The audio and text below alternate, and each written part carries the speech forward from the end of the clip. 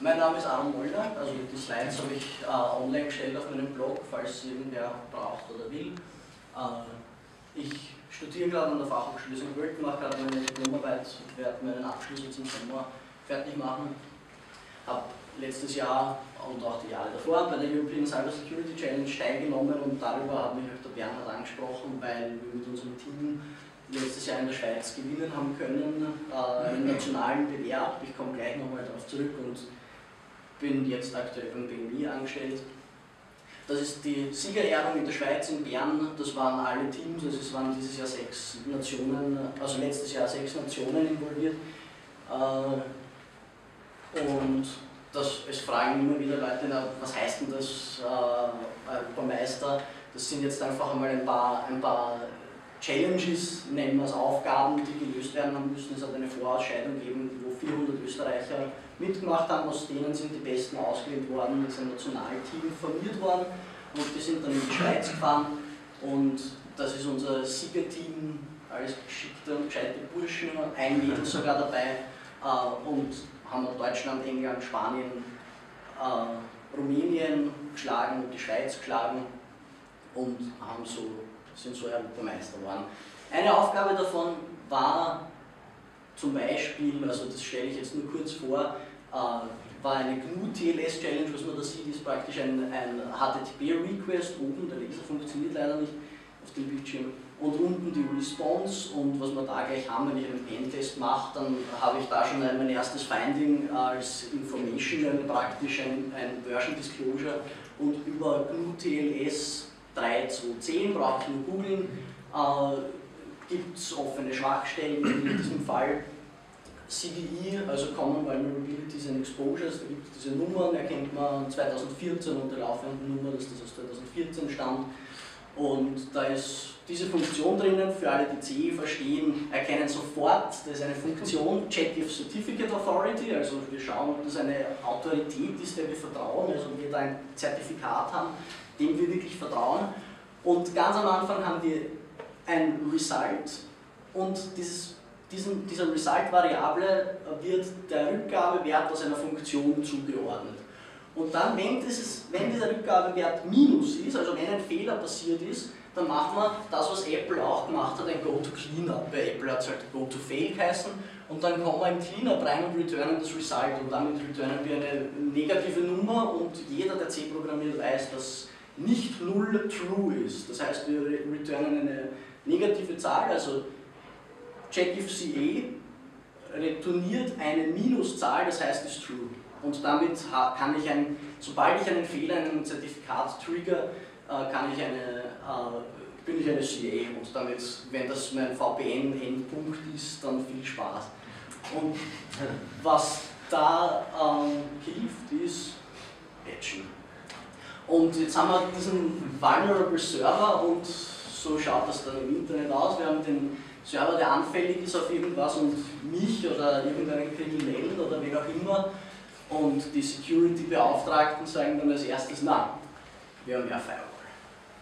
Und was halt blöd ist, wir haben auch das Beispiel gehabt von der Mauer, von Mr. Trump, aber es gibt halt auch, also so stellen sich die Leute das dann vor. Wir feuern und hängen in der Firewall, aber es gibt auch legitime User, das heißt, ich muss in diese Mauer Löcher reinmachen. Und wenn dieser Service auch offen verfügbar sein soll, weil wenn ihn irgendwer benutzt, kann ihn auch ein Krimineller benutzen. Das heißt, ich komme durch die Firewall normalerweise durch eine Packet Filtering Firewall, die auf Ports geht. Na wurscht, wir haben auch eine IPS-IDS, also wir haben Intrusion Detection, Intrusion Prevention Systeme, das hilft sicher. Das habe ich aus Marketingfolien rauskopiert. Signature-Based Detection geht auf bekannten Schadcode, schaut sich Code-Patterns an, Byte-Patterns an und verhindert halt bekannte Angriffe. Das heißt, ich kriege das zum Beispiel nicht rein im PHP-Code, eine Backdoor sozusagen, die ein Execute auf dem System macht. Den Fall habe ich echt gehabt mit einem Antivirenprodukt von einem, also dessen Gründer wegen Mordes gesucht worden ist. Das hat dann funktioniert. Also das heißt, das ist Signature-Based Detection, das funktioniert auch. Also das erste File hat er gelöscht, die zweiten zwei sind durchgegangen, weil ich da einfach CMD konkateniere bzw. aus Hex umwandle. Also das ist eine statische Analyse, die de facto nicht funktioniert, wenn ich einmalige selbstgeschriebene Malware verwaltet.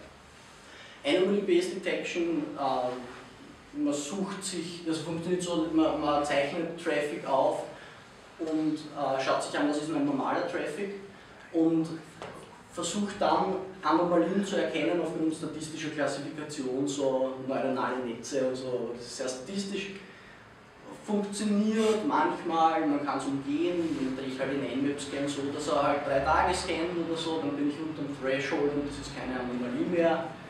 Multi-Layer Threat Protection, danke. Und genauso betuned Chief Zero Day Protection. Zero Days sind Schwachstellen, die nicht gepatcht sind.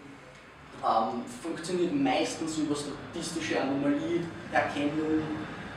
Was es auch gibt, ist, es gibt, ohne Werbung machen zu wollen von HP, dieses Zero Day Initiative, da kann ich als Security-Forscher Sicherheitslücken einreichen und bekomme dafür bezahlt, bekomme ein paar tausend Euro für einen Exploit in Adobe Reader und die machen dann daraus eine Signature-Based Detection und pflegen das in ihre Antiviren- und IPS-IDS-Systeme ein und erkennen dann aufgrund von Patterns, ob eine Zero-Day ausgenutzt wird oder nicht, aber meistens ist es eben Signature-Based oder statistische Anomalieerkennung, also ja, funktioniert auch sehr schwierig.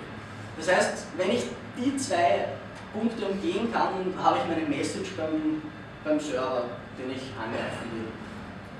Aber dann haben wir ja noch immer ein Antivirensystem. Gott sei Dank funktioniert auch nicht anders als das IDS-IPS. Letztes Jahr im Sommer hat Heise Security dann getitelt Laien installieren Antivirensoftware, Experten installieren Updates.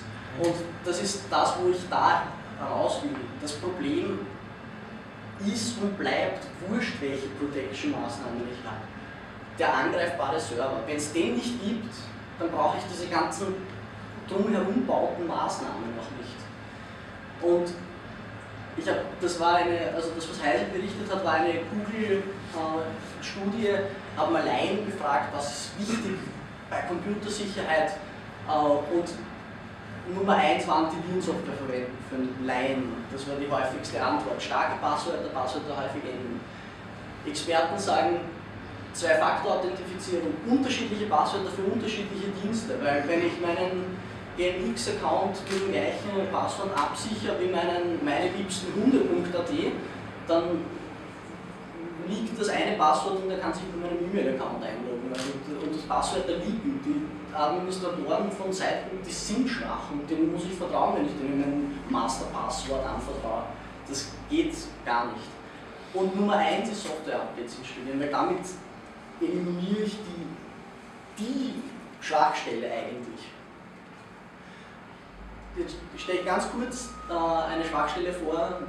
Die Nummer wird wahrscheinlich niemand was sagen, aber wir kennen sofort, es ist aus 2016 eine Schwachstelle, Common Vulnerabilities and Exposures, war eine Cisco-Schwachstelle. Ich weiß nicht, wer von Ihnen in den Firmen eine Cisco-Firewall einsetzt.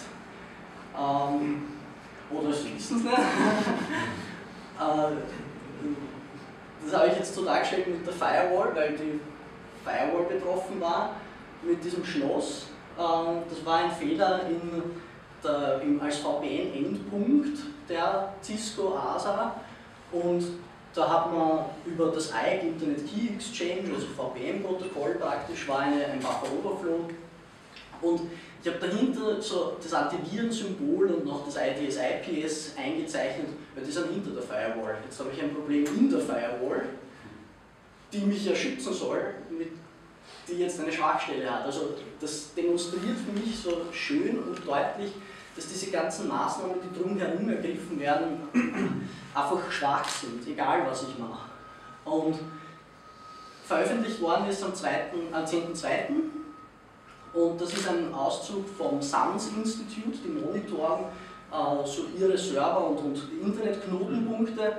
Und man sieht, dass genau am 10. Februar ein extremer Peak war im Traffic auf UDP Port 500, wo diese Schwachstelle auftreten ist. Und das SANS Institute hat das kommentiert mit "We see a large" in Großbuchstaben "increase on UDP 500 Packets". Also da sieht man auch, wie schnell man da reagieren sollte, um seine Firewall zu schützen. Und also ich will gar nicht schätzen, das verzwanzigfacht sich dieser Traffic, also da ist das Internet flächendeckend abgescannt worden. Und ein Kollege von mir ist zu Kunden gefahren, der arbeitet in einer Netzwerktechnikfirma, hat Dutzende Firewalls gepatcht und sagt, wir gehen als Netzwerktechnikfirma, wir haben mit den Kunden dieses System installiert und wir gehen proaktiv auf die zu und sagen, hey, wir patchen euch das.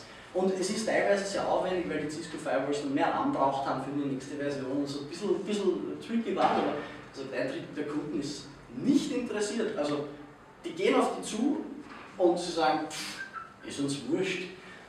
Und das ist ein Wahnsinn. Also das halt zu gesteigerten Sicherheitsbewusstsein in den letzten Jahren. Und da sind, also er hat gesagt, ein börsennotiertes Unternehmen, die haben ein Patchfenster von 3 Stunden im Monat. Mehr machen sie nicht. Ja, man sieht es an den Scans. Also, und was auch immer wieder kommt, ist die Frage, wer ist der Feind gegen eine Regierung oder so, kann ich mich sowieso nicht schützen. Das war dieses Jahr auf der Usenix-Konferenz, der NSA-TAO-Chef Rob Joyce hat dort einen Vortrag gehalten. Also TAO ist Tailored Access Operations. Also das sind die von der NSA aus Targeted Attacks machen, die sagen, dieses System wollen wir hacken, dieses Krankenhaus, diese Regierung, die was auch immer. Und der hat so in seinem Vortrag vorgestellt, was man tun kann, um der NSA das Leben schwer zu machen. Und das sind so ein paar Zitate, die er gebracht hat. Unpatched Systems are low-hanging fruits. Ja, weil es kein Aufwand ist. Also wir kennen die Schwachstellen von den ungepatchten Systemen. Was er auch gebracht hat, ist, you really have to know your network. Und ich kann nicht patchen, wenn ich nicht weiß, was ich zu patchen habe. Ich brauche in einer Firma für ein Patch-Management ein funktionierendes Asset-Management, ich brauche ein funktionierendes Change-Management, sonst werde ich nicht patchen können. Und er sagt, Persistence und Focus will get you in. We will achieve the exploitation without 0 days. Das kann man eines glauben oder nicht. Also 0 days, ungepatchte, nicht bekannte Schwachstellen. Es wird ihm nicht jeder glauben.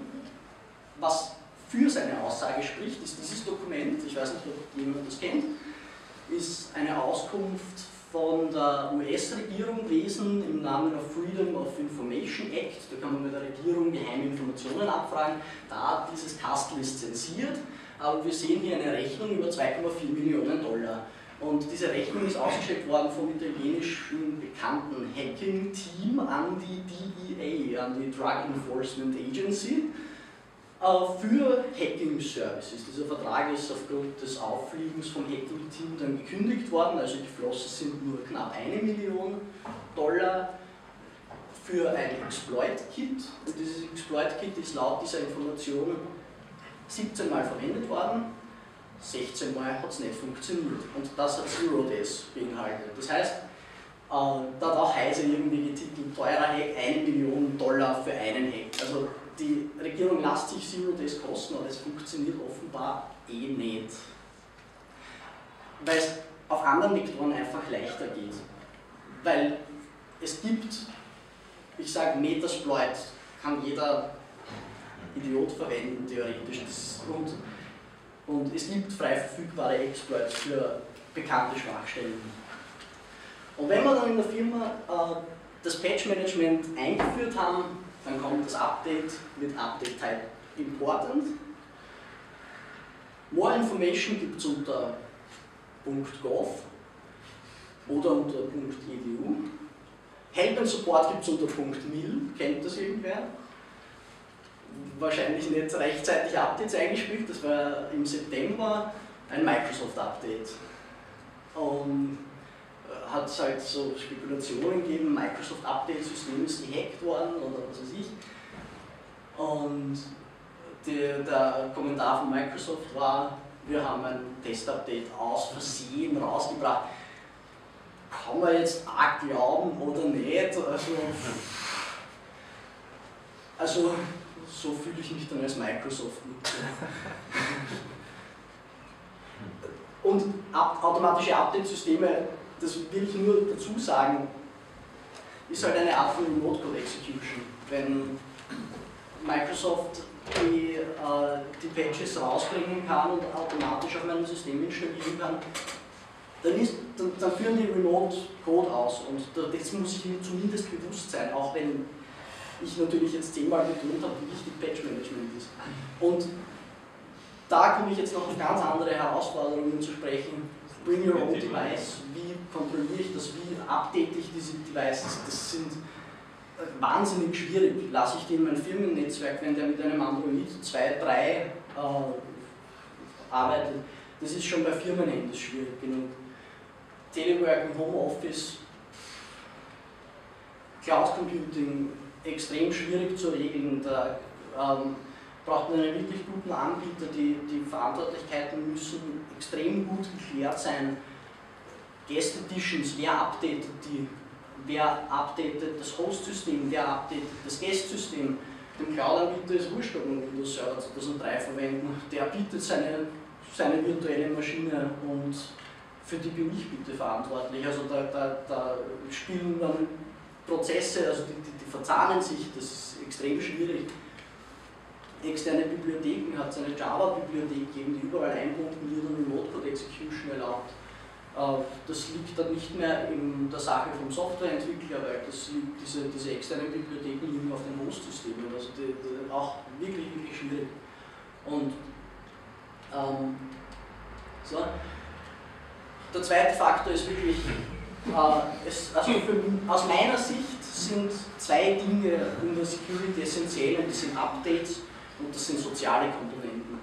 Und technisch kann ich alles super machen, wenn die soziale Komponente nicht mitspielt, habe ich auch keine Chance. Persistent and focus will get you in und irgendeiner macht das Mail auf. Und das ist auf Reddit diskutiert worden, was wären die Release Notes für den Human 2.0 und das waren so Vorschläge und damit, glaube ich, können wir das Q&A in die Pause verlegen und das war's von meiner Seite. Danke.